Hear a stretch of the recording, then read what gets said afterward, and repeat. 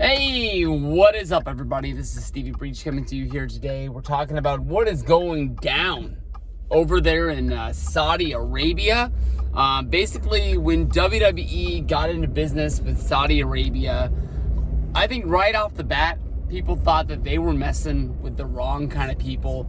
And this is exactly the type of issue that a lot of wrestlers did not want to deal with. If you can remember back to last year, there was thoughts if WWE was even going to put on the show. They were getting pressure from the actual people in the United States Congress and Senate, basically saying that doing business with Saudi Arabia at this point, because of the murder of the reporter at that time, was such a bad idea.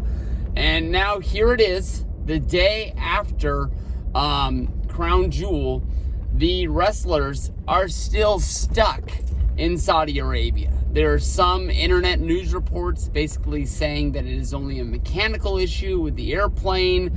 There's the wrestlers basically tweeting if they ever think they're going to be home. You can really tell that a lot of the wrestlers are trying to be very careful in what they are saying, trying not to spark some sort of international incident. My favorite was Buddy Murphy coming out and basically saying, "Never again." I mean, there's nothing else put there, but you can definitely tell that never again does he ever hopes that WWE is ever going to run the show.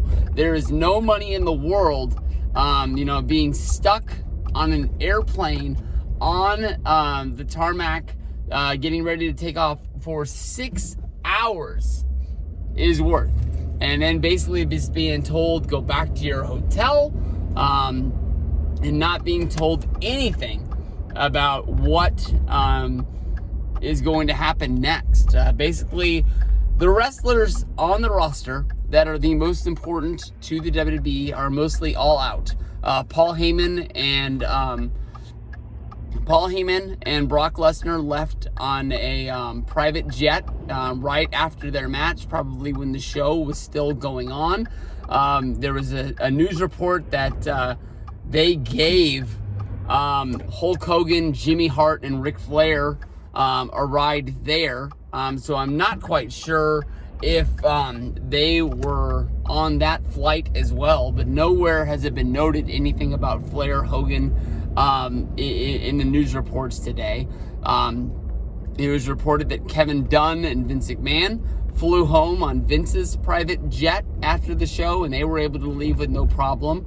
Once things started getting a little haywire in Saudi Arabia, trying to save tonight's SmackDown on Fox show, I guess you can say the most important members of the SmackDown roster were flown out, but it doesn't seem like they're actually going to make it to Buffalo for SmackDown in time. But those members are Bray Wyatt, Roman Reigns, The New Day, and the Revival. All of them had matches that were announced for SmackDown, and they needed to be there. SmackDown, WWE not missing a beat, still going to go on as planned. Basically, they're just gonna act like nothing's going on. WWE's released a statement basically saying that there's wrestlers stuck in Saudi Arabia, and the show must go on. But there's stories out there that the embassy is having to try and get involved with the situation. The White House is being briefed on what is going on. The only thing that I can honestly kind of relate this to is when Luke Gallows and Cliff Compton were stuck in Africa during that Great Power Udi tour, where they went, I can't remember what the name of the country is that they went to over there, but basically, you go back and listen to The Art of Wrestling with Cliff Compton. I'm lucky enough to still have that on my iTunes account, and I go listen to it, honestly, probably maybe once a month. Maybe not quite once a month, but that episode is what made Cliff Compton to me, and it's just hilarious. And I think that honestly, that is sort of what got Luke Gallows' name back out into the mainstream wrestling's for him to get that sort of revival with the Bullet Club, and then for him also to get his second chance to be signed and brought back to WWE with Machine Gun Carl Anderson. I'm really looking forward to seeing what goes down with this. I honestly don't think that the WWE wrestlers are in any danger, I guess you can say, as of right now.